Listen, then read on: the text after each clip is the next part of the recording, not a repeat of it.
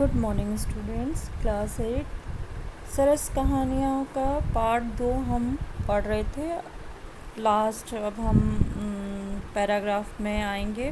Page number 11 है, उस पर है कि फिर एक झटका लगा, घृणा धुली, श्रद्धा ने आदर को जन्म दिया। लेखक जो उन्हें पैसे की मदद देना चाहता था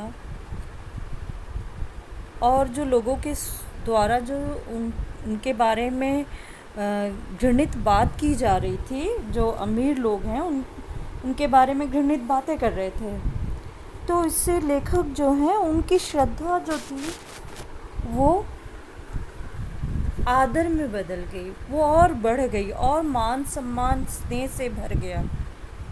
मेरा हाथ जो जेब से रुपए निकालने को बढ़ा था एकाएक रुक गया। यह सब एक क्षण में ही हो गया। दूसरे क्षण बाबा ने बीड़ी का अंतिम कश खींचा और लकड़ी उठाई। बोला, अच्छा बाबूजी, चलता हूँ। देखो, दर्शन तो हो ही गए, अब मर भी गया तो कोई बात नहीं, पहुँच गया तो फिर किसी दिन कैलाश को चल दूँगा। इतनी उम्र में पैर जो हैं वो लड़खड़ाए जा रहे हैं, अब मरेंगे कब मरेंगे। लेखक को ये चिंता थी, लेकिन उनका हौसला कम नहीं है। अभी भी वो है कि अगर मैं बच जाऊंगा तो कैलाश की यात्रा करूंगा, जो कि बहुत कठिन यात्रा है। और वह चल पड़ा। उसके पैर लड़खड़ा रहे थे। वह उस दुर्गम पर्वत मार्ग पर एकाएक कदम रखता हुआ आगे और बढ़ रहा था। आसपास के सभी व्यक्ति न जाने क्यों हंसना भूल गए थे। उसके उठते ही मैं भी उठा, 2 कदम चला, चाहा पुकारूं, ओ बाबा, तुम्हें बहुत दूर जाना है, लो 1 रुपया तो लेते जाओ, 2-4 दिन की छुट्टी मिलेगी। पर तभी मेरी दृष्टि उसकी दूर होती हुई लड़खड़ाती आकृति पर पड़ी। फिर सामने गगनचुंबी पर्वत श्रृंग को देखा और उसके बाद में फिर उसकी तस्वीर ओझल होती चली गई। जो लोग उस पर इतने ठहाके लगाकर हंस रहे थे, उन सब के ठहाके बंद हो गए। उसमें एक गंभीरता, एक शांति आ गई कि बाबा को कितना विश्वास है। वो अपनी श्रद्धा के दम पर इस विष्णु प्रयाग की चढ़ाई को चढ़ लिए थे। पैदल यात्रा की थी उन्होंने, वो सिर्फ श्रद्धा के दम पर किया था। और उसमें यहाँ तक कि उनके पास कपड़े नहीं, भोजन नहीं, कुछ भी नहीं था, रुपया पैसा कुछ भी नहीं था। मन में सिर्फ श्रद्धा का भाव था। तो कहने का मतलब ये कि अगर हमारे मन में किसी बात के लिए समर्पण है, श्रद्धा है, उसके प्रति असीम लगाव है, तो वो पूर्ण होनी ही होनी है। हमने अपने जीवन में जो भी लक्ष्य रखे हैं, आज सपोज़ ये लक्ष्य है कि मुझे ये पाठ पढ़ना है और बहुत मन से पढ़ना है, तो आपका मन, आपकी श्रद्धा जो है कि आप उस कहानी इससे आप पढ़ना चाहते हैं, आपको उसको पढ़ने में बहुत खुशी हो रही है, तो जो आपके अंदर की प्रेरणा है, श्रद्धा है, समर्पण है, यही आपको आगे बढ़ाएगी। तो इसी जो बाबा थे, उनके अंदर की श्रद्धा, उनका भाव, उनका समर्पण और ईश्वर में आस्था, इन्होंने ही उन्हें विष्णु प्रयाग तक पहुंचाया था और यही क्या करेंगे, उन्हें कैलाश तक भी ले जाएंगे।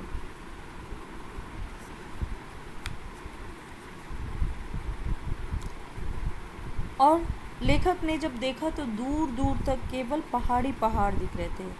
मैंने आंखें मली, पर वह आकृति उसी तरह आगे बढ़ती चली गई। वो उसी तरह से जाते हुए दिख रहे थे बादलों की धुंध में। उसकी दृढ़ता ने मेरी दया भावना को झकझोर दिया। जो लेखक को उसके ऊपर दया आ रही थी, अब वो दया नहीं रह गई थी, वहाँ आदर था, वहाँ सम्मान था। झकझोर दिया यानी उन्हें पूरी तरह से हिला दिया। उनके मन में जो दया भाव था, उसने कि क्या सोच रहा है, क्या ये तुम्हारा मोहताज है? नहीं, ये खुद सक्षम है। उसके सरल और अंतिम उसके सरल पर अमित विश्वास के सामने गौरवान्वित जो गर्व से अपने आप को ऊंचा समझ रहा है, विशाल पर्वत, गगनचुंबी पर्वत जो आसमान को छू रही हैं, उसके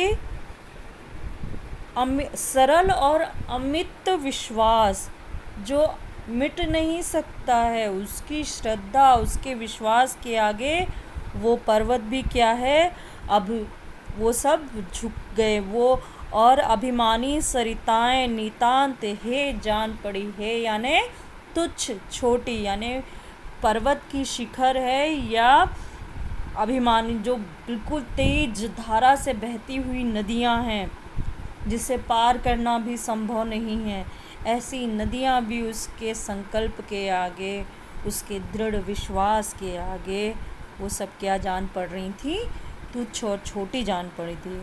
मुझे उस क्षण लगा उसे कुछ देने का विचार करना, उसे छोटा करने की स्पर्धा करना है, यानी उसकी विशालता के आगे उसको छोटा करना है। उसका विश्वास है, उसकी विश्वास ही उसे क्या कर रही है, लेकर आई है, और उसकी विश्वास ही उसे लेकर जा रही है, और उसका विश्वास ही अगली यात्रा भी उसे करवाएगी कैलाश की। नहीं नहीं, मैं उसे क्या दे सकता हूँ? लेखक का आया कि नहीं, मैं उसे दे नहीं, मैं तो इतना सक्षम ही नहीं हूँ कि उसे कुछ दे सकता हूँ।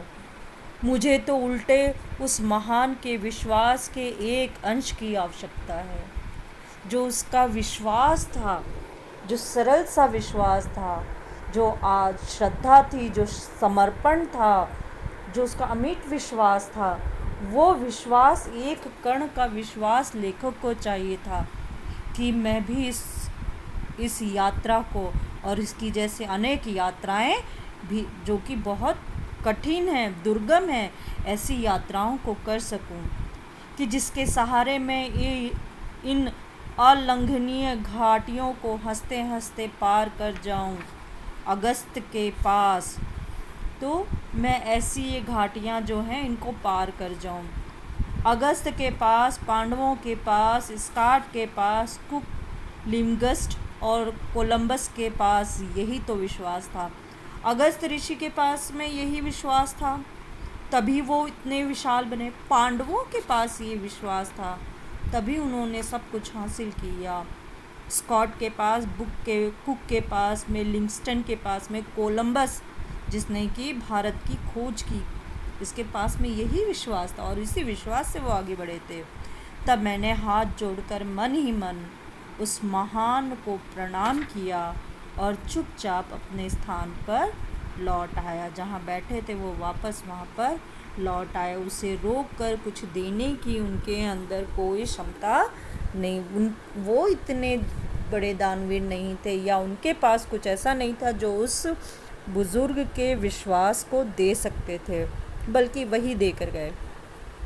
देखो बच्चों, ये तो पाठ हो गया है। इसमें पहला प्रश्न जो है, लेखक अपने दूरवीक्षण यंत्र द्वारा किसे खोज रहा था? बहुत आसान है, कस्तूरी मृग को ढूंढ रहा था। दुकानदार ने बाबा को क्या चीज़ भेंट की? तो दुकानदार ने बाबा को क्या दिया था? एक तसले में आटा, नमक दिया और बताया कि यहाँ पर भट्टी है, तवा है, अपने लिए रोटियाँ सेक लो। तो उन्होंने ये उनको बाबा को दिया था। उसमें फिर पूछा है तीसरा प्रश्न, लेखक को सहसा अपने घर की याद क्यों आ गई? लेखक ने जब बाबा से उनके घर वालों के बारे में पूछा तो उन्हें अपने घर की याद आ गई। लेखक की आंखें क्यों भर आई? लेखक की आंखें इसलिए भर आई थी क्योंकि उनकी पत्नी का पत्र आया था, कि पेज नंबर 9 पर है कि पत्नी का पत्र आया था कि मुन्ना आपकी याद में पागल हो रहा है। वह आपके कमरे में जाता है और प्रत्येक वस्तु को उठाकर कहता है, ये मेरे पिताजी की है, मुझे तांगे में बिठाकर पिताजी के पास ले चलो। उसकी याद में लेखक की आंखों में आंखें भर आई, लेखक की आंखों में अश्रु आ गए, आंखें भर आई। बाबा के पास रुपयों का अभाव क्यों था? क्योंकि बाबा घर वालों की इच्छा के विरुद्ध कैलाश की यात्रा के लिए निकल आया था। घर के लोगों ने उन्हें इसके लिए मना किया था कि उनकी सेहत इस तरह की नहीं है कि वो यात्रा करें, ठीक है। इसलिए वो घर के लोगों से उन्हें पैसे की कोई सहायता नहीं मिली और वे बिना रुपयों के ही निकल पड़े थे। बाबा ने लेखक को द्वारिका के विषय में क्या बताया, वो मिलेगा आपको पेज नंबर 10 पर सेकंड लास्ट पैराग्राफ में कि बाबा ने लेखक को बताया कि द्वारिकापुरी के चारों तरफ पानी ही पानी है, ऐसा पानी कि मुंह में दो तो जानो नमक भर गया है। पर वहीं पे द्वारिका भूमि में कुएं हैं, उसका पानी मीठा है, उसकी माया का कोई पार नहीं है, ये बताया उन्होंने। लेखक बाबा को रुपए क्यों देना चाहता था? लेखक के बाबा के पास में बाबा घर से निकले थे तो उनके पास कुछ नहीं था, उनके पास में रुपए पैसे नहीं थे। तो लेखक ने सोचा कि वो पंडे पुजारियों को इतना देते हैं, देवताओं पर चढ़ाते हैं, तो वो हाड़ मास के इस पुतले की मदद क्यों नहीं करेंगे, इसलिए वो उन्हें पैसे देना चाहते थे, ठीक है। वो बाबा की मदद करना चाहते थे, इसलिए पैसे देना, ठीक है बच्चों। तो ये प्रश्न उत्तर आप कर लीजिएगा, पाठ को पढ़िएगा और अपना ध्यान रखिएगा।